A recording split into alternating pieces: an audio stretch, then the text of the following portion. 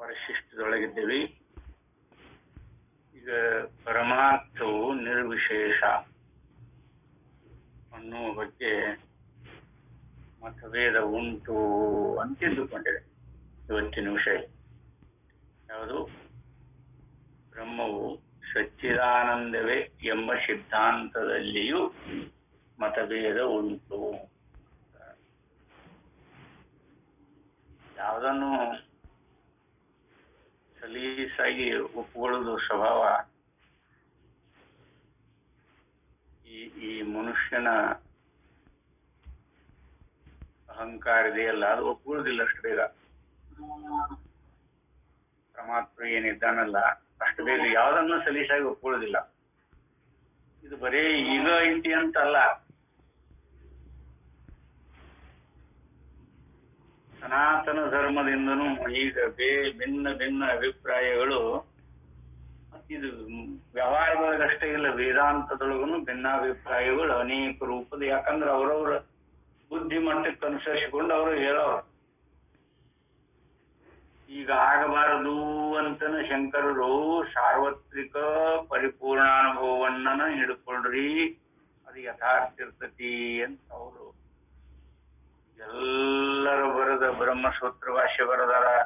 ಅವನ್ನೆಲ್ಲವನ್ನು ಕ್ರೋಢೀಕರಿಸಿಕೊಂಡು ನಿಮ್ಮ ಅವರೊಳಗೆ ನೋಡು, ಹಲವಾರು ಜನ ಬ್ರಹ್ಮಸೂತ್ರ ಭಾಷ್ಯ ಬರೆದಾರ, ಭಗವದ್ಗೀತೆಗೆ ಭಾಷ್ಯ ಬರೆದಾರ, ಟೀಕಾ ತಾತ್ಪರ್ಯಗಳನ್ನು ಬರೆದಾರ.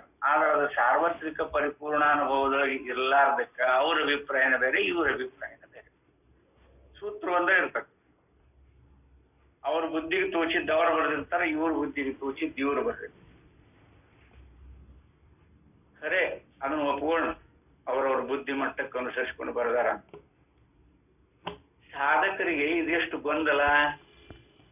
ಯಥಾರ್ಥ ಯಾವುದಂತ ನಿರ್ಣಯ ಮಾಡೋದ್ರಾಗನ ಆಯುಷ್ಯ ಹಾಳಾಗಿ ಹೋಗ್ಬಿಡುತ್ತೆ. ಅದಕ್ಕೆ ಇವರು ಅದನ್ನ ಪರಿಶೋಧಿಸಿ ಸೂಕ್ಷ್ಮವಾಗಿ ಅದು ಎಲ್ಲರ ಅನುಭವದೊಳಗೂ ಇರುವಂತಹದ್ದನ್ನು ಒಪ್ಕೊಳ್ರಿ ಅಂತ. ಎಲ್ಲರ ಅನುಭವದೊಳಗೆ ಹಂಗೆ ಇರ್ಬೇಕು. ಅದಕ್ಕೆ ಸಾರ್ವತ್ರಿಕ ಪರಿಪೂರ್ಣ ಅನುಭವವನ್ನ ಅವರು ನೋಡ್ರಿ ಎಲ್ಲೇ ವಿಚಾರ ಮಾಡಿದ್ರು ಶಂಕರರು ಸಾರ್ವತ್ರಿಕ ಪರಿಪೂರ್ಣ ಅನುಭವವನ್ನು ಇಟ್ಟುಕೊಂಡೆ ಎಲ್ಲರಿಗೂ ಭಾಷ್ಯನ ಬರೆದರು, ಭಗವದ್ಗೀತೆಗೆ ಬರೆದಾರ, ಬ್ರಹ್ಮಸೂತ್ರಕ್ಕೆ ಬರೆದಾರ, ಇನ್ನೂ ಅನೇಕ ಗ್ರಂಥಗಳಿಗೆ ಬರೆದಾರ. ಇಲ್ಲ ಅಂತಲ್ಲ, ಉಪನಿಷತ್ತುಗಳಿಗೂ ಭಾಷ್ಯ ಬರೆದಾರ. ಆದ್ರೆ ಎಲ್ಲರ ಅನುಭವದೊಳಗೂ ಹಾಗೆ ಇರ್ಬೇಕಾಗ್ತದೆ. ಅಂದ್ರೆ ಸಹಜ ಎಲ್ಲರೂ ಹೋಗ್ತಾರಲ್ಲ, ಅವರವ್ರ ಬುದ್ಧಿ ಮಟ್ಟಕ್ಕೆ ಅನುಸರಿಸಿಕೊಂಡಂತ ಅಲ್ಲಿದು. ಅದಕ್ಕೆ ಇಲ್ಲೇ ಈ ಮೊದಲು ಶಂಕರಕ್ಕಿಂತ ಮೊದಲಲ್ಲಿ ಬ್ರಹ್ಮವು ಸಚ್ಚಿದಾನಂದವೇ ಅನ್ನೋದ್ರೊಳಗೆ ಈ ಸಿದ್ಧಾಂತದೊಳಗೆ ಮತಭೇದ ಉಂಟು. ಏನದು? ಬ್ರಹ್ಮವು ನಿರ್ವಿಶೇಷವೇ, ಅದರಲ್ಲಿ ಯಾವ ವಿಶೇಷವೂ ಇಲ್ಲ ಎಂದು ಒಪ್ಪುವ ನಿರ್ವಿಶೇಷವಾದಿಗಳು ಬ್ರಹ್ಮವು ಸಚ್ಚಿದಾನಂದವೆಂಬ ವಾಕ್ಯದ ಅರ್ಥದ ವಿಷಯಕ್ಕೆ ಭಿನ್ನಾಭಿಪ್ರಾಯ ಉಳ್ಳವರಾಗಿದ್ದಾರೆಂದು ನಂಬುವುದಕ್ಕೆ ಅವಕಾಶವಿರುತ್ತದೆ. ಕೆಲವೊಬ್ಬರು ಸವಿಷಯ ಜ್ಞಾನ ಅಂತಿದ್ದಾರೆ, ಕೆಲವೊಬ್ಬರು ನಿರ್ವಿಷಯ ಜ್ಞಾನ ಅಂತಿದ್ದಾರೆ.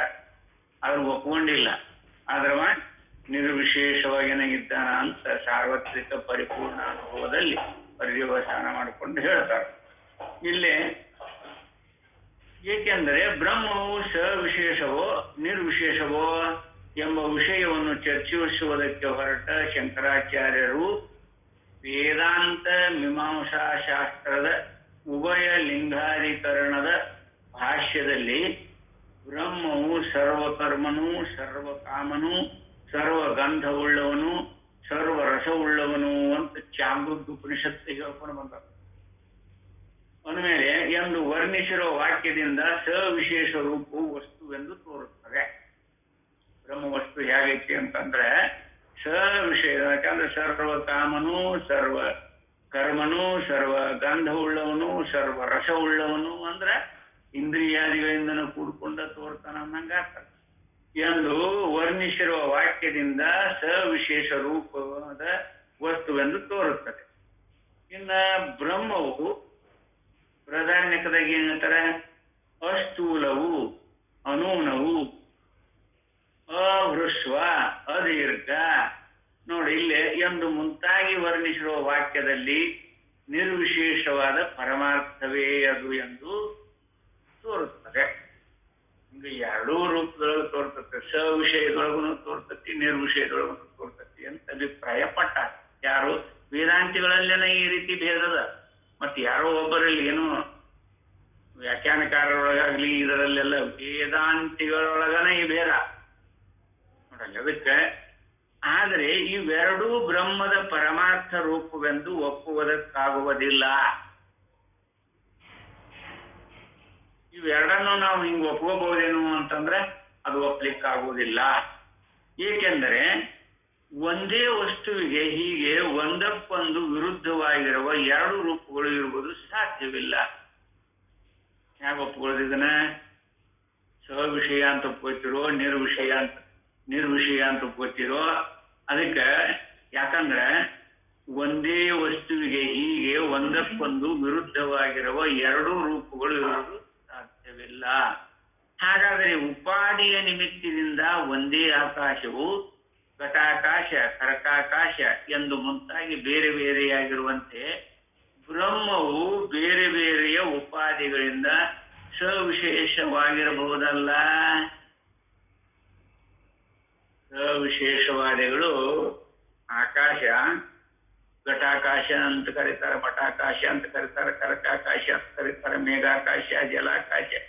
ಈಗ ಉಪಾದಿ ಸಂಬಂಧದಿಂದ ಆಕಾಶ ಇರು ಒಂದು ಆಕಾಶವನ್ನ ಬೇರೆ ಬೇರೆಯಾಗಿ ಕರೆದಂಗ ಆ ಬ್ರಹ್ಮನು ಆ ಉಪಾದಿ ನಿಮಿತ್ತದಿಂದ ಬೇರೆ ಬೇರೆಯಾಗಿರ್ಬಹುದಲ್ಲ. ಈಗ ಹಿಡಿತಾರ ಎಂದು ಶಂಕಿಸಬಾರದು.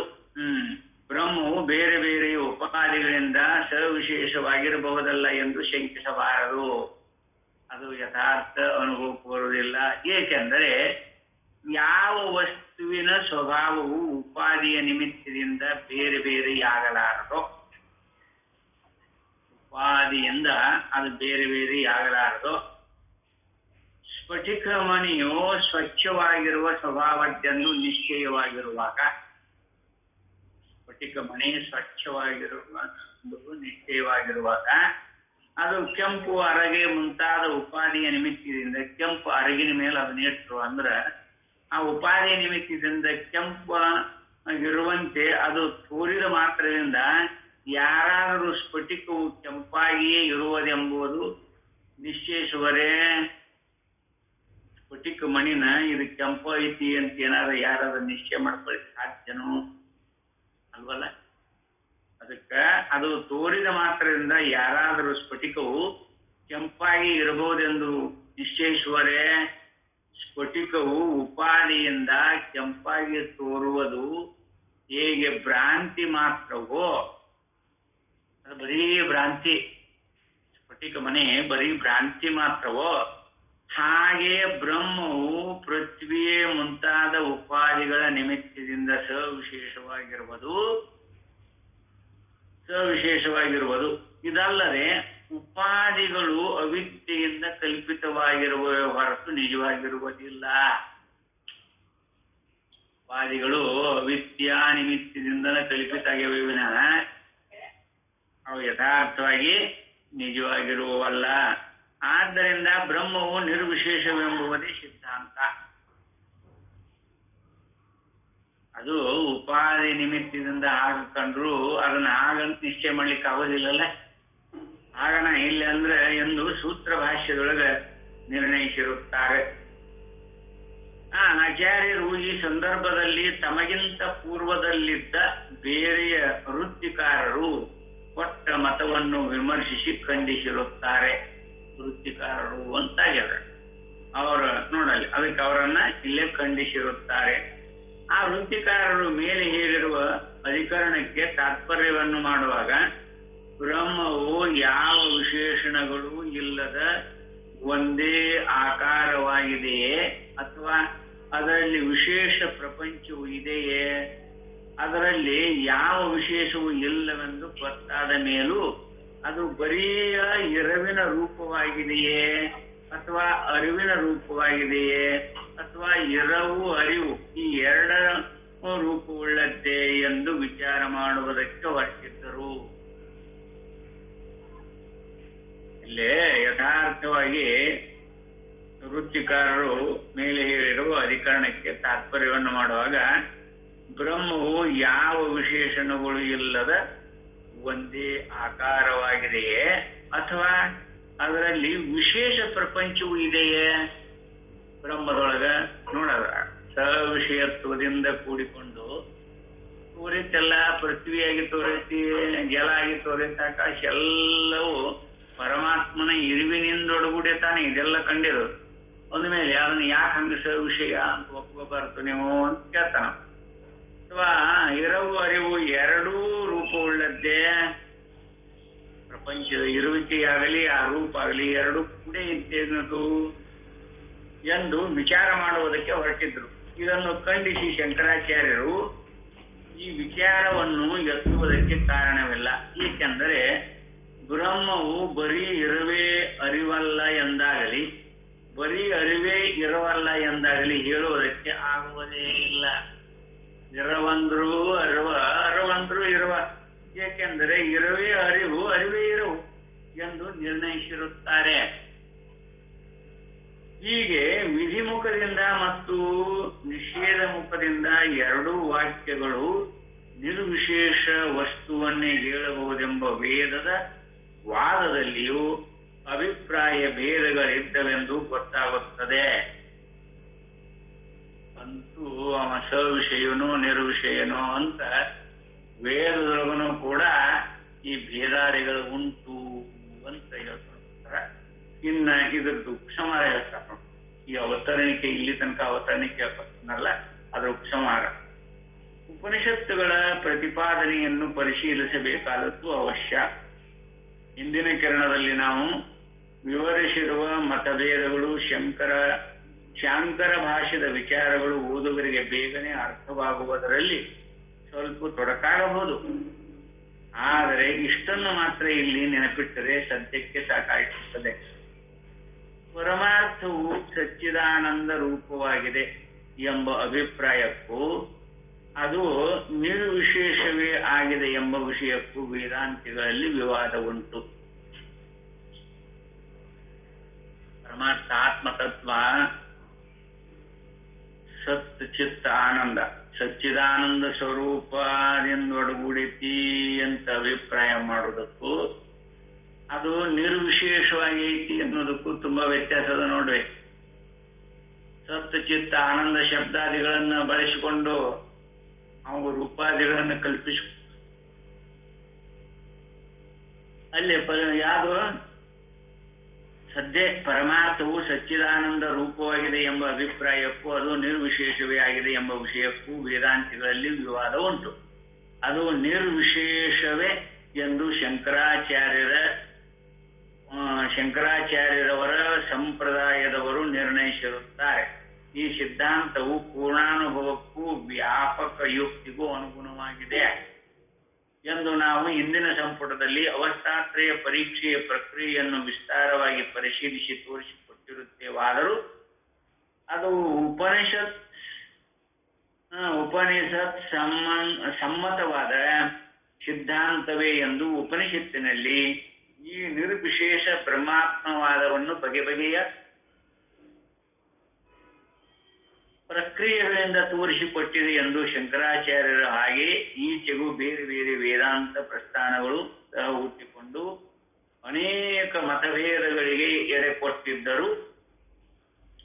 ಪೂರ್ಣಾನುಭವಕ್ಕನುಗುಣವಾದ ವ್ಯಾಪಕ ಯುಕ್ತಿಯು ಹೊರಗಲ್ಲಿಗೆ ಸಿಕ್ಕಿ ಪರೀಕ್ಷಿಸಿದಾಗ ಈ ಒಂದು ಸಿದ್ಧಾಂತವೇ ನಿಲ್ಲುವುದೆಂದು ತೋರಿಸಿಕೊಡುವುದಕ್ಕಾಗಿ ಉಪನಿಷತ್ಗಳ ಪ್ರತಿಪಾದನಾ ಪ್ರಕಾರದ ಪರಿಚಯವನ್ನು ಓದುಗರಿಗೆ ಮಾಡಿಕೊಡುವುದು ಅತ್ಯವಶ್ಯಕವೆಂಬುದನ್ನು ಮನಗಾಣಿಸುವುದು ಅತ್ಯಗತ್ಯವಾಗಿರುತ್ತದೆ. ಈ ಕೆಲಸಕ್ಕೆ ಮುಂದಿನ ಪ್ರಕರಣದಲ್ಲಿ ಕೈ ಹಾಕುವೆವು ಅಂತ ಹೇಳ್ಕೊಂಡಾರ. ಇನ್ನ ಉಪನಿಷತ್ ಸಿದ್ಧಾಂತ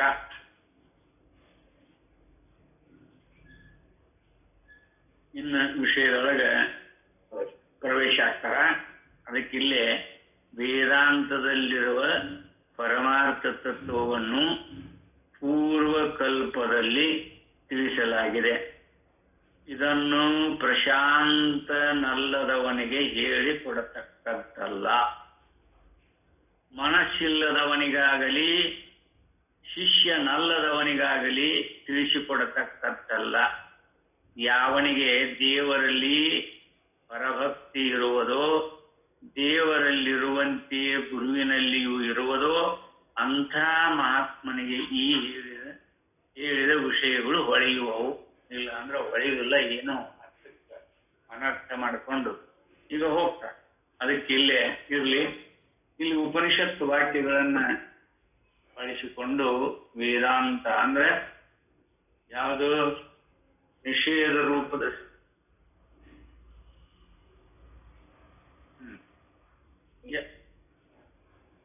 ಉಪನಿಷತ್ತುಗಳ ಪ್ರಾಮಾಣ್ಯ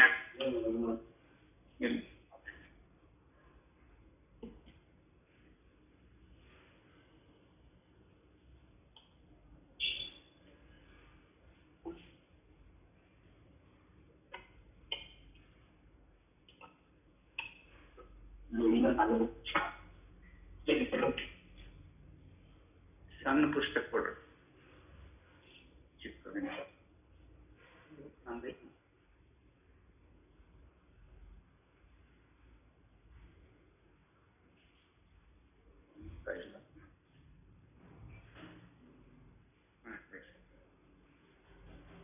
ಉಪನಿಷತ್ತುಗಳ ಪ್ರಾಮಾಣ್ಯ. ಈಗ ಪ್ರಮಾಣ, ಉಪನಿಷತ್ತಿನ ಪ್ರಮಾಣ ಕೊಟ್ಟು ನಿರ್ವಿಶೇಷವಾಗಿರುವಂತಹ ಪರಬ್ರಹ್ಮನ ಸ್ಥಿತಿಯನ್ನ ಇಲ್ಲಿ ಹೇಳ್ಕೊಂಡು ಬರ್ತಾರೆ. ಪರಮಾರ್ಥ ದರ್ಶನವು ಉಪನಿಷತ್ತುಗಳಿಂದಲೇ ತಿಳಿಯ ಬರತಕ್ಕದ್ದು. ಇದನ್ನ ಮೊದಲು ನಾವು ನಿಶ್ಚಯ ಮಾಡ್ಕೋಬೇಕು. ಬೇರೆ ಯಾವುದರಿಂದ ತಿಳಿಯುವುದಿಲ್ಲ, ತಿಳಿದು ಬರುವುದಿಲ್ಲ, ಅನೇಕ ಕಾರಣಗಳ ಉಂಟು. ಇನ್ನು ಪರಮಾರ್ಥ ದರ್ಶನವನ್ನು ಉಪನಿಷತ್ತೆಂಬ ಶ್ರುತಿ, ಮನುಸ್ಮೃತಿಯ ಮುಂತಾದ ಸ್ಮೃತಿಗಳು, ರಾಮಾಯಣ, ಮಹಾಭಾರತ, ವಿಷ್ಣು ಪುರಾಣ ಮುಂತಾದ ಇತಿಹಾಸ ಪುರಾಣಗಳು ಎಂಬ ಗ್ರಂಥಗಳ ಆಧಾರದಿಂದ ನಿಶ್ಚಯಿಸುವುದು ನಮ್ಮ ದೇಶದ ಆಸ್ತಿಕರ ಪದ್ಧತಿಯಾಗಿರುತ್ತದೆ. ಅದರಲ್ಲಿಯೂ ಉಪನಿಷತ್ತುಗಳು, ಭಗವದ್ಗೀತೆ ಇವೆರಡರ ಉಪದೇಶಗಳನ್ನು ಏಕವಾಕ್ಯತೆಗೆ ತಂದುಕೊಂಡು ವೇದಾಂತ ವಾಕ್ಯಗಳಲ್ಲಿ ಅಡಕವಾಗಿರುವ ಸಿದ್ಧಾಂತವನ್ನು ನಿರ್ಣಯಿಸುವುದಕ್ಕೆ ಹೊರಟಿರುವ ಬ್ರಹ್ಮಸೂತ್ರಗಳೆಂದು ಪ್ರಖ್ಯಾತವಾಗಿರುವ ಬಾದರಾಯನ ಕೃತಸೂತ್ರಗಳ ರೂಪವಾಗಿರುವ ವೇದಾಂತ ಮೀಮಾಂಸಾ ಶಾಸ್ತ್ರ, ಈ ಮೂರನ್ನು ಅದಕ್ಕೆ ವೇದಾಂತ ಮೀಮಾಂಸಾ ಶಾಸ್ತ್ರ ಅಂತಲೂ ಕರೀತಾರೆ. ಈ ಮೂರನ್ನು ಆಧಾರವಾಗಿಟ್ಟುಕೊಂಡೇ ಬೇರೆ ಬೇರೆ ಸಿದ್ಧಾಂತಗಳನ್ನು ಸ್ಥಾಪಿಸಿರುವ ಆಚಾರ್ಯರುಗಳು ಹೊರಟಿರುತ್ತಾರೆ. ಇಲ್ಲೇ ಆಚಾರ್ಯನ ಪರಂಪರೆ ಹೇಗಿರ್ತತಿ ಅನ್ನೋದನ್ನು ಹೇಳ್ಕೊಂತ ಬರ್ತಾನೆ ನೋಡಿ. ಆಚಾರ್ಯರು ಕೃಷ್ಣಾತ್ರಯಗಳನ್ನು ಅನುಸರಿಸಿಕೊಂಡು ತತ್ವಬೋಧೆ ಮಾಡ್ಯಾರ. ಉಪನಿಷತ್ತುಗಳಿರ್ತಾರ, ಅದು ಸಿದ್ಧಾಂತ ಪ್ರಶ್ನೆ. ನಿಲ್ಲೂರಿ ಗುರುಗಳ ಮ್ಯೂಟ್ ಮಾಡ್ರಪ್ಪಾರ, ಮ್ಯೂಟ್ ಮಾಡ್ರಿ ನಿಲ್ಲೂರಿ ಅಪ್ಪಾರ. ಉಪನಿಷತ್ತುಗಳನ್ನು ಬಳಸಿಕೊಂಡಿರುವುದು ಸಿದ್ಧಾಂತ ಪ್ರಸ್ಥಾನ, ಭಗವದ್ಗೀತೆಯನ್ನು ಬಳಸಿಕೊಂಡಿರುವುದು ಸ್ಮೃತಿ ಪ್ರಸ್ಥಾನ, ಬ್ರಹ್ಮಸೂತ್ರ ನ್ಯಾಯ ಪ್ರಸ್ಥಾನ. ಅದಕ್ಕೆ ಇಲ್ಲೇ ಭಗವದ್ಗೀತೆ ಇನ್ನೊಂದು ಹೆಸರು ಏನಂದ್ರೆ ಸಾಧನ ಪ್ರಸ್ಥಾನ ಅಂತ ಕರೀತಾರೆ. ಅದಕ್ಕೆ ಯಥಾರ್ಥವಾಗಿ ಇಲ್ಲೇ ಸಿದ್ಧಾಂತ, ಸಾಧನ, ನ್ಯಾಯ ಈ ಮೂರನ್ನು ಪ್ರಸ್ಥಾನತ್ರಯಗಳು ಅಂತ ಕರೀತಾರೆ. ಈ ಪ್ರಸ್ಥಾನತ್ರಯಗಳನ್ನು ಅನುಸರಿಸಿಕೊಂಡು ಶಂಕರಾಚಾರ್ಯರು ಅದನ್ನು ಬೋಧನೆ ಮಾಡಿಕೊಂಡು ಬಂದ. ಅಲ್ಲಿ ಇನ್ನೂ ಅನೇಕ ಆಚಾರ್ಯರು ಬೇರೆ ಬೇರೆ ಬೇರೆ ರೂಪದೊಳಗನ್ನು ಬೋಧನೆ ಮಾಡ್ಕೊಂಡು ಬಂದವರು ಇದ್ದಾರೆ, ಇಲ್ಲ ಅಂತ. ಆದ್ದರಿಂದ ಇಲ್ಲೇ ಸಿದ್ಧಾಂತಗಳನ್ನು ಸ್ಥಾಪಿಸಿರುವ ಆಚಾರ್ಯರುಗಳು ಹೊರಟಿರುತ್ತಾರೆ. ಈ ಆಚಾರ್ಯರುಗಳು ಬರೆದಿರುವ ಕೆಲವು ವೃತ್ತಿಗಳು ಅಥವಾ ಭಾಷ್ಯಗಳು ಈಗಲೂ ಪ್ರಚಾರದಲ್ಲಿವೆ. ಕೆಲವು ಆಚಾರ್ಯರು ಭಾಮತಿಕಾರರಾಗಲಿ, ಪಂಚಪಾದಿಕಾರರಾಗಲಿ, ಪಂಚದಶಿಕಾರರಾಗಲಿ ಅಂತಹ ಆಚಾರ್ಯರು ಬರೆದದ್ದು ಇನ್ನೂ ಪ್ರಚಾರದೊಳಗದವ. ಆಯಾ ಆಚಾರ್ಯರ ಮತಗಳನ್ನು ಅನುಸರಿಸಿರುವವರಲ್ಲಿ ಅವರ ಶಿಷ್ಯರು, ಪ್ರತಿ ಶಿಷ್ಯರು ಈಗಲೂ ಈ ದೇಶದಲ್ಲಿರುತ್ತಾರೆ. ಇಂಥ ಆಚಾರ್ಯರಲ್ಲಿ ಈಗ ಶಂಕರಾಚಾರ್ಯ, ವಲ್ಲಭಾಚಾರ್ಯ, ರಾಮಾನುಜಾಚಾರ್ಯ, ಮಧ್ವಾಚಾರ್ಯ ಚೈತನ್ಯರ ಅನುಯಾಯಿಯಾದ ಬಲದೇವ ಇವರು ಮುಖ್ಯರೆನ್ನಬಹುದು. ಆದರೆ ಈ ಎಲ್ಲ ಭಾಷ್ಯಕಾರರು ಉಪನಿಷತ್ತುಗಳನ್ನೇ ಮೂಲ ಗ್ರಂಥವಾಗಿಯೂ ಮಿಕ್ಕೆರಡನ್ನು ಅವುಗಳ ಅರ್ಥವನ್ನು ನಿರ್ಣಯಿಸುವುದಕ್ಕೆ ಉಪಕರಣವಾಗಿಯೂ ಇಟ್ಟುಕೊಂಡಿರುತ್ತಾರೆ. ಯಾವ್ಯಾವುದರ ಕೆಲಸ ಹೇಗಾಗೈತಿ ಅಂತ ಹೇಳ್ತಾರೆ ನೋಡ್ರಿ. ಏನ್ ಮಾಡಿ ಇಲ್ಲೇ ಆದರೆ ಈ ಎಲ್ಲ ಭಾಷ್ಯಕಾರರು ಉಪನಿಷತ್ತುಗಳನ್ನೇ ಮೂಲ ಗ್ರಂಥವಾಗಿಟ್ಟುಕೊಂಡು ಏನನ್ನು ಮೂಲವಾಗಿಟ್ಟುಕೊಂಡವರು ಉಪನಿಷತ್ತುಗಳನ್ನ ಮೂಲವಾಗಿಟ್ಟುಕೊಂಡು ಮಿಕ್ಕೆರಡನ್ನು ಅಂದ್ರೆ ಭಗವದ್ಗೀತೆಯಾಗಲಿ ಅಥವಾ ಬ್ರಹ್ಮಸೂತ್ರ ಆಗಲಿ ಇವು ಇನ್ನು ಮಿಕ್ಕ ಎರಡನ್ನ ಅವುಗಳ ಅರ್ಥವನ್ನು ನಿರ್ಣಯಿಸುವುದಕ್ಕೆ ಉಪಕರಣವಾಗಿಯೂ ಇಟ್ಟುಕೊಂಡಿರುತ್ತಾರೆ. ಉಪನಿಷತ್ತುಗಳನ್ನು ಸ್ಮೃತಿ ಪ್ರಸ್ಥಾನವೆಂದು ಭಗವದ್ಗೀತೆಯನ್ನು ಸ್ಮೃತಿ ಪ್ರಸ್ಥಾನವೆಂದು, ಶಾರೀರಿಕ ಮೀಮಾಂಸೆ ಅಂದ್ರೆ ಬ್ರಹ್ಮಸೂತ್ರ ಶಾಸ್ತ್ರವನ್ನು ನ್ಯಾಯ ಪ್ರಸ್ಥಾನ, ಶ್ರುತಿ ಪ್ರಸ್ಥಾನ, ಸ್ಮೃತಿ ಪ್ರಸ್ಥಾನ, ನ್ಯಾಯ ಪ್ರಸ್ಥಾನ. ಶ್ರುತಿ, ಸ್ಮೃತಿ ಮತ್ತು ನ್ಯಾಯ ಎಂದು ಕರೆಯುವ ರೂಢಿಯು ಈಗ ಪ್ರಚಾರದಲ್ಲಿದೆ. ಆದರೂ ಈಗ ಉಪಲಬ್ಧವಾಗಿರುವ ಅತ್ಯಂತ ಪುರಾತನವಾಗಿರುವ ಶಂಕರಾಚಾರ್ಯರ ಭಾಷ್ಯದಲ್ಲಿ ಈ ಹೆಸರುಗಳು ಎಲ್ಲಿಯೂ ಇರುವಂತೆ ಕಾಣುವುದಿಲ್ಲ. ಹೇಗಾದರೂ ಇರಲಿ, ಉಪನಿಷತ್ತುಗಳನ್ನು ವೇದಾಂತಕ್ಕೆ ಮೂಲ ಪ್ರಮಾಣವೆಂದು ಎಲ್ಲ ಆಸ್ತಿಕರು ಒಪ್ಪಿರುವುದರಿಂದ ಈಗ ಅವುಗಳ ಪ್ರಾಮಾಣ್ಯವನ್ನು ಕುರಿತು ವಿಚಾರ ಮಾಡಬೇಕಾದದ್ದು ಅವಶ್ಯವಾಗಿರುತ್ತದೆ. ಆದ್ದರಿಂದ ಈ ಉಪನಿಷತ್ತುಗಳು ಪ್ರಮಾಣವೆಂಬುದು ಹೇಗೆ ಎಂಬುದನ್ನು ವಿಚಾರ ಮಾಡುವುದಕ್ಕೆ ಪ್ರಾರಂಭಿಸಬೇಕಾಗಿದೆ. ಎಲ್ಲನೂ ಬಿಟ್ಟು ಬರೀ ಉಪನಿಷತ್ತುಗಳನ್ನ ಪ್ರಮಾಣ ಅಂತ ಇಟ್ಕೊಂಡ್ರಿಲ್ಲ, ಅದು ಯಾಕ, ಅದರಲ್ಲಿ ಏನಂತದ್ದೈತಿ ಅಂತ ಹೇಳ್ತಾರೆ. ಇನ್ನು ಅನೇಕ ಜನ ಬೇಕಾದನ್ನ ಪ್ರಮಾಣಗಳನ್ನಾಗಿ ಇಟ್ಕೊಂಡಾರ, ಇಲ್ಲಂತಲ್ಲ. ಆದ್ರೆ ಉಪನಿಷತ್ತುಗಳನ್ನ ಹೆಚ್ಚು ವೇದಾಂತದೊಳಗೆ ಪ್ರಮಾಣವಾಗಿ ಅಂಗೀಕರಿಸ್ಯಾರ. ಇಲ್ಲಿ ವೇದಾಂತದ ಪ್ರಾಮಾಣ್ಯವನ್ನು ಕುರಿತು ವಿಚಾರ. ಉಪನಿಷತ್ತುಗಳೇ ಪರಮಾರ್ಥ ತತ್ವದ ವಿಷಯಕ್ಕೆ ಪ್ರಮಾಣವೆಂದು ಎಲ್ಲ ಆಚಾರ್ಯರು ಹೇಳುತ್ತಿದ್ದರು. ಅವುಗಳು ಯಾವ ರೀತಿಯಿಂದ ಪ್ರಮಾಣ ಎಂಬ ವಿಷಯಕ್ಕೆ ವಿವಾದವಿರುತ್ತದೆ. ಉಪನಿಷತ್ತುಗಳ ಒಪ್ಕೋತಾರೆ, ಉಪನಿಷತ್ತುಗಳು ಪರಮಾರ್ಥ ತತ್ವವನ್ನು ಬೋಧ ಮಾಡ್ತತಿ, ಬೇರೆ ಏನು ಮಾಡೋದಿಲ್ಲ ಅಂತ ಒಪ್ಕೋತಾರೆ. ಆದ್ರೆ ಅದರ ರೀತಿ ಮಾತ್ರ ಬೇರೆ ಬೇರೆ ಬೇರೆ ಅವರವ್ರ ಬುದ್ಧಿಗೆ ಅನುಸರಿಸಿಕೊಂಡು ಮಾಡ್ಕೊಂಬಂದ. ವೇದವು ಭಗವಂತನ ವಾಕ್ಯವಾದ್ದರಿಂದ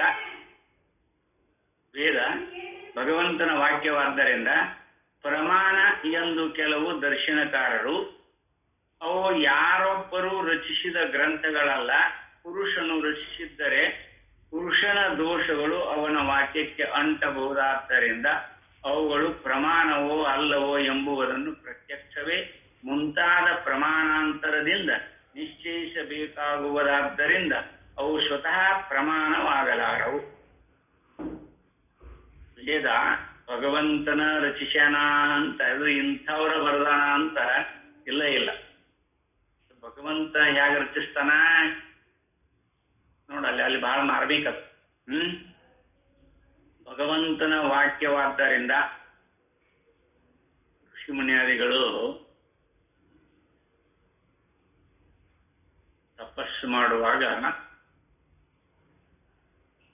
ಅವರಿಗೆ ಅದು ಪ್ರೇರಣಾ ರೂಪದೊಳಗೆ ಬಂದಿರುವಂತಹ ವಾಕ್ಯಗಳು. ತಪಸ್ಸು ಪರ್ಯವಸಾನವಾದಾಗ ಅವರಿಗೆ ನೋಡಿ, ಮತ್ತೆ ಭಗವಂತಗಂತೂ ಏನು ಕ್ರಿಯಾಕಾರ್ಯಗಳನ್ನು ಮಾಡೋದಿಲ್ಲ, ಅವಂಗ ಹೇಳ್ತಾ ಇಲ್ಲೇ ತಪಸ್ಸು ಮಾಡಿ ಅದಕ್ಕನ ನೋಡಿ. ಈಗ ಓಂ ನಮಃ ಶಿವಾಯ ಮಂತ್ರ ಐತಿ, ಅಥವಾ ಗಾಯತ್ರಿ ಮಂತ್ರ ಐತಿ. ಈ ಮಂತ್ರಗಳನ್ನ ಆ ಋಷಿಮುನಿಯಾದಿಗಳು ತಮ್ಮ ಘೋರ ತಪಸ್ಸನ್ನ ಆಚರಣೆ ಮಾಡಿ ಆ ಮಂತ್ರ ಸೂತ್ರಗಳನ್ನ, ಅದಕ್ಕೆ ಅಧಿಪತಿಯಾಗಿರುವಂತ ದೇವತೆಯನ್ನ ಕಂಡುಕೋತಾರ. ಅದಕ್ಕೆ ಅವರಿಗೆ ಮಂತ್ರ ದ್ರಷ್ಟಾರರು ಅಂತ ಕರೀತಾರೆ. ಈಗ ಓಂ ನಮಃ ಶಿವಾಯ ವಾಮದೇವ ಕಂಡುಹಿಡಿದ, ಅದಕ್ಕಿಂತ ಮೊದಲು ಓಂ ನಮಃ ಶಿವಾಯ ಇರಲಿಲ್ಲ. ಅದನ್ನು ಕಂಡು ಹಿಡಿದವರು ವಾಮದೇವ. ಗಾಯತ್ರಿ ಮಂತ್ರವನ್ನ ವಿಶ್ವಾಮಿತ್ರರು. ಹೀಗೆ ಎಲ್ಲ ಮಂತ್ರಗಳನ್ನ ಒಬ್ಬೊಬ್ಬ ಋಷಿಗಳು ಅದನ್ನ ತಾವು ಸಾಧನೆ ಮಾಡಿ ಅನುಭವ ರೂಪದಿಂದೊಡಗೂಡಿ ತಮ್ಮ ತಪಶಕ್ತಿಯಿಂದ ಆ ಮಂತ್ರದ ಅರ್ಥ, ಅದಕ್ಕೆ ಅಧಿದೇವತೆ, ಅದನ್ನ ಯಾವ ಛಂದಸ್ಸಿನೊಳಗಾದ್ರೂ ಬರ್ಕೊಂಡಿರ್ತಾರ. ಅದಕ್ಕೆ ಅವನ್ನೆಲ್ಲವನ್ನು ಅವ ಸಾಧಿಸಬೇಕಾದ್ರೆ ಅದರೊಳಗೆ ಕಾರ್ಯಾತ್ಮತೆ ಹೊಂದಿ ಭಗವಂತನ ರೂಪದೊಳಗೆ ನಿಂತ ಹೇಳ್ಬೇಕಲ್ಲ. ಹಂಗ ಬರೋದಿಲ್ಲ, ಒಂದು ಸಿದ್ಧಿ ಆಗೋದಿಲ್ಲ. ಹಂಗ ಯಾವ್ದಾದ್ರು ಸಿದ್ಧ ಪರಿಪೂರ್ಣ ಅಲ್ಲ, ಒಂದು ಕರ್ಮ ಮಾಡ್ಬೇಕಾದ್ರೆ ನಾವು ಭೂಮಿಗೆ ಬೀಜ ಹಾಕಬೇಕು ಅಂದ್ರೆ ಅದಕ್ಕೆ ಮೊದಲು ಎಷ್ಟು ಸಿದ್ಧತೆ ಮಾಡ್ಕೋಬೇಕು. ರೆಂಟಿ ಹೊಡಿಬೇಕು, ಕುಂಟಿ ಹೊಡಿಬೇಕು, ಅದನ್ನೆಲ್ಲ ಕಸ ಕಡ್ಡಿ ಎಲ್ಲ ಹೊಲಗಿಂದ ಆರಿಸಿ ತೆಗೆದು ಗುಂಪಿ ಹಾಕಿ ಸುಡಬೇಕು. ಒಂದ ಎರಡ ಅನೇಕ ವಿಧಗಳ ಪರಿಶ್ರಮ ಪ್ರಯತ್ನ ಆಯಿತು ಇಲ್ವೋ, ಆಗನೇ ಇಲ್ಲೇನೋ ಇದ್ದುಕೊಂಡಿದೆ. ಅದಕ್ಕೆ ಯಥಾರ್ಥವಾಗಿ ಇಲ್ಲೇ ಇದು ಅವು ಪ್ರಮಾಣವೋ ಅಲ್ಲವೋ ಎಂಬುದನ್ನು ಪ್ರತ್ಯಕ್ಷವೇ ಮುಂತಾದ ಪ್ರಮಾಣಾಂತರದಿಂದ ನಿಶ್ಚಯಿಸಬೇಕಾಗುವುದರಿಂದ ಅವು ಸ್ವತಃ ಪ್ರಮಾಣವಾಗಲಾರವು ಎಂಬುದು ಅವರ ಅಭಿಪ್ರಾಯ.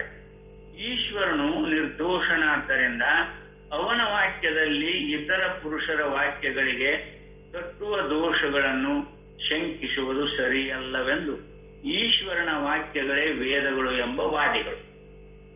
ಈಶ್ವರನ ವಾಕ್ಯಗಳೇ ವೇದೆಯೇ, ಪುರುಷರಿಗೆ ಅದಕ್ಕೆ ಸಂಬಂಧ ಇಲ್ಲ, ವೇದವನ್ನ ಬರೆದವರು ಪುರುಷರಲ್ಲ ಅಂತ ವಾದಿಗಳು.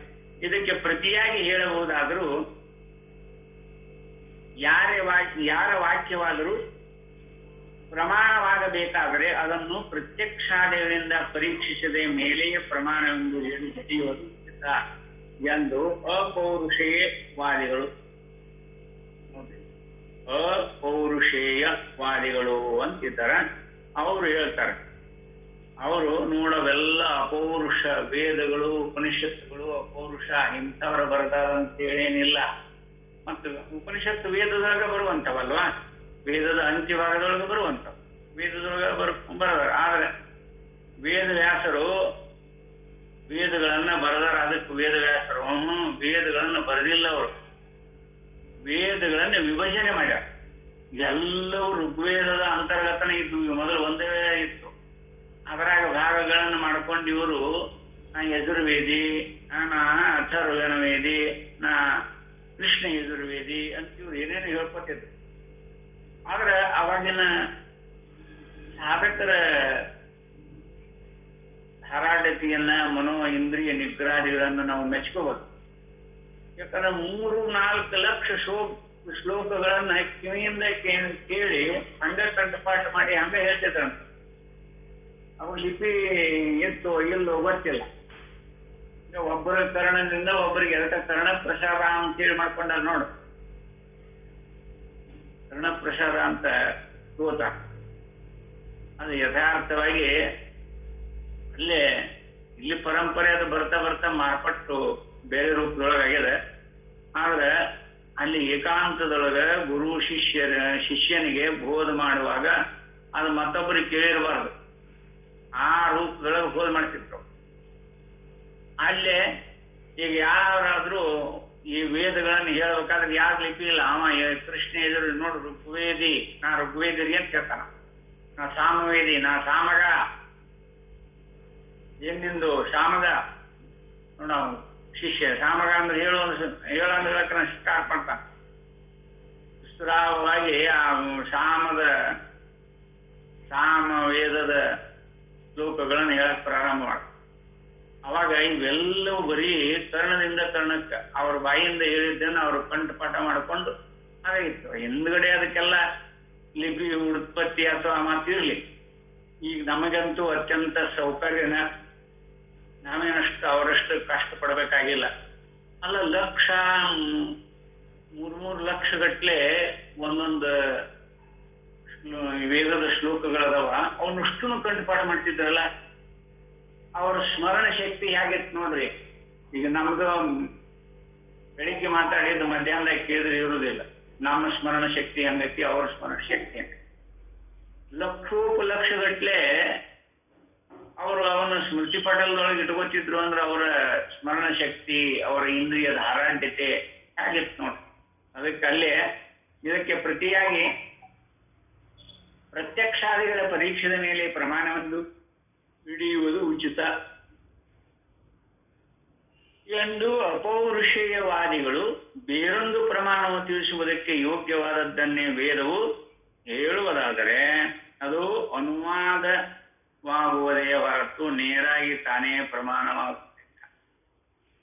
ಇದು ಅನುವಾದ ಮಾಡಿಕೊಂಡು ಹೇಳ್ತಾರ ಅಂತ ಅಲ್ಲಿ ಗೊತ್ತದ ಎಂಬ ಪಕ್ಷಕ್ಕೆ ಈ ವಾದಿಗಳು ಕೊಡುವ ಉತ್ತರವೇನೆಂದರೆ, ಪ್ರತ್ಯಕ್ಷದಿಂದಾಗಲಿ ಅನುಮಾನವೇ ಮುಂತಾದ ಯುಕ್ತಿಯಿಂದಾಗಲಿ ಅರಿಯುವುದಕ್ಕೆ ಸಾಧ್ಯವಿಲ್ಲದ ಧರ್ಮಾಧರ್ಮಗಳನ್ನು ಅವುಗಳ ಫಲಗಳನ್ನು ಕುರಿತು ನಿಶ್ಚಯವಾಗಿ ಹೇಳುವುದಕ್ಕೆ ವೇದವೇ ತಕ್ಕದ್ದು. ಆದ್ದರಿಂದ ಪ್ರಮಾಣಾಂತರದಿಂದ ಗೊತ್ತಾದ ಜನ್ಮಾಂತರ ಲೋಕಾಂತರಗಳಲ್ಲಾಗುವ ಕರ್ಮಫಲಗಳನ್ನು ತಿಳಿಸುವುದಕ್ಕೆ ಅತೀಂದ್ರಿಯವಾದ ಧರ್ಮ ವಿಚಾರವನ್ನು ತಿಳಿಸಿದ ವೇದವು ಬೇಕಾಗುತ್ತದೆ ಎಂದು ಮೀಮಾಂಸಕರು ವಾದಿಸುತ್ತಾರೆ. ಲೋಕಾದಿಗಳನ್ನ ತಿಳಿಸುವಂತ ನೋಡಲಿ ಏನಿರ್ತಾರ, ಲೋಕಾದಿಗಳನ್ನು ಲೋಕಾಂತರ ಜನ್ಮಾಂತರಗಳನ್ನು ಹೇಳುವಂತ ಧರ್ಮ ಗ್ರಂಥ ವೇದವಾಗಿರುವುದರಿಂದ ಅದು ಪರಮಾರ್ಥ ತತ್ವವನ್ನು ತಿಳಿಲಿಕ್ಕೆ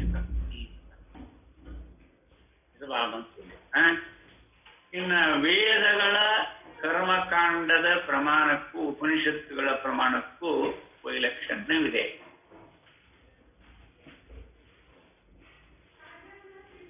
ಆದರೆ ಇಲ್ಲೊಂದು ಶಂಕೆ ತಲೆ ಎತ್ತುತ್ತದೆ. ಏನದು? ಮಂತ್ರ ಬ್ರಾಹ್ಮಣಗಳೆಂಬ ವಿಭಾಗವುಳ್ಳ ವೇದದಲ್ಲಿ ಅಗ್ನಿಹೋತ್ರವೇ ಮುಂತಾದ ಕರ್ಮಗಳನ್ನು ಹೇಳಿರುವಂತೆಯೇ ಬ್ರಾಹ್ಮಣಗಳಲ್ಲಿ ಹಾಗೂ ಅರಣ್ಯಕಗಳಲ್ಲಿರುವ ಉಪನಿಷತ್ತುಗಳಲ್ಲಿ ಬರೀ ಕರ್ಮವನ್ನೇ ಹೇಳಿದೆ, ಜ್ಞಾನ ವಿಚಾರವೂ ಇರುತ್ತದೆ. ಉಪನಿಷತ್ತಿನೊಳಗ ಬರೀ ಕರ್ಮವನ್ನೇ ಹೇಳಿದೆ, ಜ್ಞಾನ ವಿಚಾರವೂ ಇರುತ್ತದೆ ಅಂತ ಕೆಲವು. ಇನ್ನು ಕೆಲವರು ಮೊದಲಿನ ಭಾಗವಾದ ಕರ್ಮಗಳ ವಿಚಾರವನ್ನು ಕುರಿತು ಶಾಸ್ತ್ರವು ಪೂರ್ವಮೀಮಾಂಸೆ ಎಂಬ ಹೆಸರಿನಿಂದ ಪ್ರಖ್ಯಾತವಾಗಿರುತ್ತದೆ. ಅದಕ್ಕೆ ಜೈಮಿನಿಗಳು ಅಥಾತೋ ಬ್ರಹ್ಮ ಜಿಜ್ಞಾಸ ಎಂದು ಮುಂತಾಗಿ 12 ಅಧ್ಯಾಯಗಳ ಸೂತ್ರಗಳನ್ನು ರಚಿಸಿರುತ್ತಾರೆ. ಜೈಮಿನಿ ಜೈಮಿನಿ ಯಾರು? ವ್ಯಾಸ ಮಹರ್ಷಿಗಳ ಶಿಷ್ಯರು.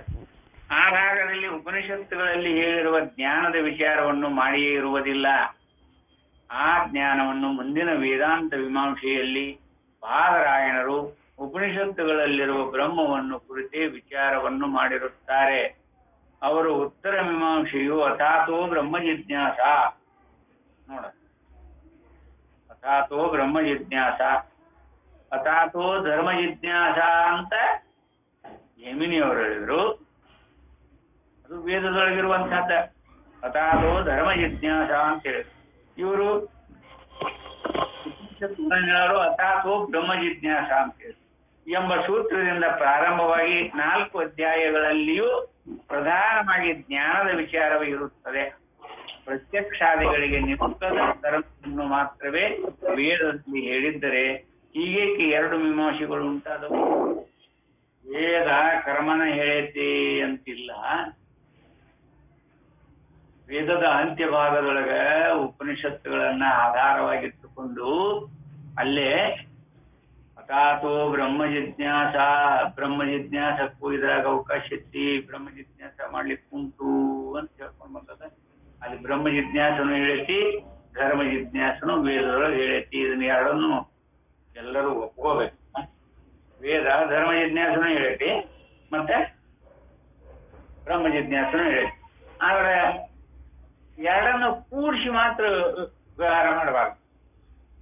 ಎಲ್ಲ ನಾವು ಅಧ್ಯಯನ ಮಾಡುವಾಗ ಧರ್ಮ ಜಿಜ್ಞಾಸೆ ಯಾವುದು, ಬ್ರಹ್ಮ ಜಿಜ್ಞಾಸೆ ಯಾವುದು ಅಂತ ವಿಂಗಡಿಸಿಕೊಂಡು ನೋಡೇ ಪ್ರವೇಶ ಆಗ. ಇಲ್ಲ ಅಂದ್ರೆ ತುಂಬಾ ತೊಡಕದು. ಜನ್ಮಾಂತರ ಲೋಕಾಂತರ ಇವೆಲ್ಲ ಧರ್ಮ ಜಿಜ್ಞಾಸ. ಅದು ವೇದಾಂತಕ್ಕೆ ಸಂಬಂಧ ಪಟ್ಟಿರುವಂತ ಜಿಜ್ಞಾಸ ಅಲ್ಲ. ಜನ್ಮಾಂತರ ಲೋಕಾಂತರ ಅದನ್ನ ನಾವು ಕೂಡಿಸಿಕೊಂಡು ಏನೇನೋ ಕಲ್ಪನಾದಿಗಳನ್ನ ನಾವು ಮಾಡ್ಕೊಂಡು ಬಂದಿವಿ. ಇಲ್ಲಿ ಈ ಶಂಕೆಗೆ ಪೂರ್ವಮೀಮಾಂಸಾ ಪಕ್ಷಪಾತಿಗಳಾದ ವಾದಿಗಳು 2 ಬಗೆಯ ಉತ್ತರವನ್ನು ಹೇಳಿರುತ್ತಾರೆ. ಅದರಲ್ಲಿ ವೀರ ಮೀಮಾಂಸಕರಾದವರು ನೋಡೋದ್ರಾಗ ಮತ್ತು ಇಡುವುದೇನೆಂದ್ರೆ ವೇದಕ್ಕೆ ಅತೀಂದ್ರಿಯವಾದ ಧರ್ಮವನ್ನುಂಟು ಮಾಡುವ ಕರ್ಮವನ್ನು ವಿಧಿಸುವುದೇ ಗುರಿಯಾದರೂ ಕರ್ಮನ ಮುಖ್ಯ ಗುರಿಯಾದರೂ ಅವುಗಳಲ್ಲಿ ವಿಧಿಸಿರುವ ಕರ್ಮಗಳನ್ನು ಹೇಳುವುದಕ್ಕೆಂದೇ ಕೆಲವು ವಾಕ್ಯಗಳು ಬಂದಿರುತ್ತವೆ. ಯಾರು ವೀರ ಮೀಮಾಂಸಕರು ಇವರು ಹೇಳ್ಕೊಂಬಂದಾರ. ಅವು ಕರ್ಮವನ್ನು ಮಾಡಬೇಕೆಂಬುದನ್ನು ಒತ್ತಿ ಹೇಳುವುದಕ್ಕೆಂದೇ ಬಂದಿರುವುದರಿಂದ ಅವುಗಳಿಗೆ ಸ್ವತಂತ್ರವಾಗಿ ಯಾವ ಪ್ರಾಮಾಣ್ಯವೂ ಇಲ್ಲ. ಅವು ಕರ್ಮವನ್ನು ಮಾಡಬೇಕೆಂಬುದನ್ನು ಒತ್ತಿ ಹೇಳುವುದಕ್ಕೆಂತೂ ಬಂದಿರುವುದರಿಂದ ಅವುಗಳಿಗೆ ಸ್ವತಂತ್ರವಾಗಿ ಯಾವ ಪ್ರಾಮಾಣ್ಯವೂ ಇಲ್ಲ. ಇದರಂತೆಯೇ ಉಪನಿಷತ್ತುಗಳು ಕರ್ಮವನ್ನು ಹೊಗಳುವ ಅರ್ಥವಾದಗಳೆಂದೇ ತಿಳಿಯಬೇಕು. ಅವುಗಳಲ್ಲಿ ವಿಧಿಸಿರುವ ಕರ್ಮಗಳಿಗೆ ಅಂಗವಾಗಿ ಬೇಕಾಗಿರುವ ಸೂತ್ರಭಾಷ್ಯ ಅಂದ್ರ ಕರ್ತೃವಾದ ಆತ್ಮ ಕರ್ಮವನ್ನು ಯಾವ ದೇವತೆಗಾಗಿ ಮಾಡಬೇಕಾಗಿರುವುದೋ ಆ ದೇವತೆ ಅವುಗಳ ಸ್ವರೂಪವನ್ನು ತಿಳಿಸುವುದಕ್ಕಾಗಿ ಇವುಗಳು ಬಂದಿರುತ್ತವೆ ಎಂದು ಕಲ್ಪಿಸಬೇಕಾಗುತ್ತದೆ. ಇಲ್ಲದಿದ್ದರೆ ಈ ಭಾಗಕ್ಕೆ ಪ್ರಾಮಾಣ್ಯವೇ ಇಲ್ಲವೆಂದಾಗುತ್ತದೆ. ಏಕೆಂದರೆ ಕರ್ಮವನ್ನು ವಿಧಿಸದೇ ಇದ್ದರೆ ಪ್ರಾಮಾಣ್ಯವೇ ಬರುವುದಿಲ್ಲ. ನೋಡಿ, ಉಪನಿಷತ್ತು ಬ್ರಹ್ಮ ಜಿಜ್ಞಾಸ ಯಾವುದಕ್ಕೋಸ್ಕರ ಬ್ರಹ್ಮ ಜಿಜ್ಞಾಸ ಮಾಡ್ತೀರಿ? ಪ್ರಮಾಣ ಬೇಕಲ್ಲ ಅದಕ್ಕೆ. ಯಾವ ಪ್ರಾಮಾಣ್ಯರ ಏನಾರ ಇರ್ಬೇಕಲ್ಲ. ಅಲ್ಲಿ ಬ್ರಹ್ಮ ತತ್ವ ತಿಳಿಯಾಕಲ್ಲ. ನೋಡಲ್ಲಿ ಬ್ರಹ್ಮ ಎಂಬುವ ದೇವರನ್ನ ತಿಳಿಯಾಕ ಎಲ್ಲೇ ನೋಡಿ ನೀನು ವೇದ ಕರ್ಮ ಯಾಗ ವಿಧಿ ಪಡಿಸ್ತಾರ ಅಲ್ಲಿ ಲಕ್ಷ್ಯ ಇರಲಿ. ಅದಕ್ಕೆ ಇಲ್ಲೇ ಪ್ರಾಮಾಣ್ಯವೇ ಬರುವುದಿಲ್ಲ ಎಂದು ಒಂದು ಪಕ್ಷದವರ ಮತ. ಆದರೆ ಉಪನಿಷತ್ತುಗಳಲ್ಲಿ ಕರ್ಮವನ್ನು ಹೇಳಿಯೇ ಇಲ್ಲವಲ್ಲ ಎಂದು ಕೇಳಿದರೆ ಇದಕ್ಕೆ ಮತ್ತೊಂದು ಪಕ್ಷದ ಮೀಮಾಂಸಕರ ಉತ್ತರವಿದು. ಉಪನಿಷತ್ತುಗಳಲ್ಲಿ ಶರೀರ ಪ್ರಧಾನವಾದ ಕರ್ಮಗಳನ್ನು ಹೇಳಿಲ್ಲವೆಂದರೂ ಕೆಲವು ಕರ್ಮಗಳನ್ನು ಹೇಳದೆ ಇದೂ ಅಲ್ಲದೆ ಉಪನಿಷತ್ತುಗಳಲ್ಲಿ ಮುಖ್ಯವಾಗಿ ಉಪಾಸನೆಗಳೆಂಬ ಕರ್ಮವನ್ನು ಹೇಳಿಯೇ ಇದೆ. ಬರೇ ಕರ್ಮ ಅಷ್ಟೇ ಹೇಳಿಲ್ಲ, ಉಪಾಸನೆಯನ್ನು ಹೇಳ್ಯಾರಲ್ಲ ಅಂತ ಕೇಳ್ತಾರೆ. ಇನ್ನ ಪೂರ್ವ ಮೀಮಾಂಸಾ ಶಾಸ್ತ್ರದಲ್ಲಿ ಮುಖ್ಯವಾಗಿ ಶಾರೀರಿಕ ಕರ್ಮಗಳನ್ನು ಕುರಿತು ವಿಧಿಯನ್ನು ವಿಚಾರಿಸಿದೆಯೇ ಹೊರತು ಮಾನಸ ಕರ್ಮಗಳಾದ ಉಪಾಸನೆಗಳನ್ನು ಕುರಿತು ಚರ್ಚೆಗಳನ್ನು ಮಾಡಿರುವುದಿಲ್ಲ. ನೋಡಿ, ಬೇರೆ ಬೇರೆ ಬೇರೆ ಬೇರೆ ಮತದವರು ಬೇರೆ ಬೇರೆ ರೂಪಗಳು. ಆದ್ದರಿಂದ ಮಾನಸ ಕರ್ಮ ರೂಪವಾಗಿರುವ ಉಪಾಸನೆಗಳೆಂಬ ಜ್ಞಾನ ವಿಶೇಷಗಳನ್ನು ಇಲ್ಲಿ ವಿಧಿಸಿರುತ್ತದೆ ಎಂದು ಕಲ್ಪಿಸುವುದು ಯುಕ್ತ. ಇದು ಅಲ್ಲದೆ ವಸ್ತು ತತ್ವವನ್ನು ವಿಧಿಸುವುದಕ್ಕೆ ಬರುವುದೇ ಇಲ್ಲ. ವಿಧಿ ಇಲ್ಲದೆ ಶಾಸ್ತ್ರ ಪ್ರಾಮಾಣ್ಯವೇ ಬರುವುದಿಲ್ಲ. ವಿಧಿ ಇಲ್ಲದಿದ್ರೆ ಶಾಸ್ತ್ರ ಪ್ರಾಮಾಣ್ಯ ಬರುವುದಿಲ್ಲ. ಇದರಿಂದ ಮಾನಸ ಕರ್ಮ ರೂಪವಾದ ಉಪಾಸನೆಯನ್ನು ವಿಧಿಸುವುದೇ ಉಪನಿಷತ್ತುಗಳ ಪ್ರಾಮಾಣ್ಯವಾದ ವೈಲಕ್ಷಣ್ಯವೆಂಬುದು ಮತ. ಅಲ್ಲೇ ಜ್ಞಾನ ಏನು ಹೇಳಿಲ್ಲ, ಪರಬ್ರಹ್ಮದಷ್ಟು ಮಾನಸಿಕವಾಗಿರುವಂತ ರೂಪಾದಿಗಳನ್ನ ಅಲ್ಲೇ ಅದನ್ನ ಆ ಉಪಾಸನೆ ಕ್ರಮವನ್ನ ಹೇಳುತ್ತಿ ನಿಮ್ಮ ಉಪನಿಷತ್ತಿನೊಳಗ ಅಂತ ಆ ಮತವಾದಿಗಳು ಅಲ್ಲಿ ಖಂಡಿಸ್ತಾರ. ಇನ್ನ ಉಪನಿಷತ್ತುಗಳಲ್ಲಿ ಕರ್ಮವಿಧಿ ಅಥವಾ ಯಾವುದಾದ್ರೊಂದು ಕ್ರಿಯೆ ನಿಯೋಗಗಳನ್ನು ಹೇಳಿದೆ ಎಂಬ ವೇದಾಂತಿಗಳ ಮತ. ಈ ವೇದಾಂತದೊಳಗನ ಇದನ್ನ ಬಹುರೂಪದೊಳಗ ತಿಳ್ಕೊಂಡಂತ ಜನರು ಬಹಳ ಮಂದಿ ಇದ್ದಾರ. ಅದನ್ನ ಹಂತ ಹಂತವಾಗಿ ಇಲ್ಲಿ ನೋಡ್ಕೊಂಡು ಬರೋಣ. ಯಾಕಂದ್ರೆ ಇದರಿಂದ ನಮಗೆ ಈ ವೇದಾಂತದ ಇತಿಹಾಸ ಯಾಕೆ ಬಂದೈತಿ ಅಂತ ತಿಳುವಳಿಕೆ ಬರ್ತದೆ. ವಿಷಯ ಬ್ರಹ್ಮತತ್ವದ ವಿಚಾರ ಇರಲಿಲ್ಲ ಅಂದ್ರೂ ಅದಕ್ಕೆ ಏನೇನು ಅಡೆತಡೆಗಳು ಉಂಟು, ಯಾರ್ಯಾರು ಯಾವ ರೂಪದೊಳಗೆ ಉಪನಿಷತ್ತು ಅಂದ್ರೆ ಏನಂತ ಕಲ್ಪಿಸಿಕೊಂಡಾರ, ಈ ಇತಿಹಾಸ ಗೊತ್ತಾಗ್ತದಲ್ಲ. ಅದಕ್ಕೆ ಇದರ ಅವಶ್ಯಕತೆ ಉಂಟು. ಅದಕ್ಕೆ ಇದನ್ನಿಲ್ಲೇ ಇನ್ನೂ ಅಷ್ಟು 21, 22 ಇನ್ನ ಇಲ್ಲಿ 27ರಾಗ ಶಂಕರಾಚಾರ್ಯ ಸಂಪ್ರದಾಯ ಸಿದ್ಧಾಂತ ಪ್ರಾರಂಭ ಆಗ್ತದೆ. ಇದೆಲ್ಲ ಬಹಳ ವಿಶೇಷವಾಗಿರ್ತದ. ಇದು ನಮ್ಮ ವೇದಾಂತಕ್ಕೆ ಬಹಳ ಅನುಕೂಲಕರವಾಗಿನ ಇದ್ದುಕೊಂಡಿದೆ.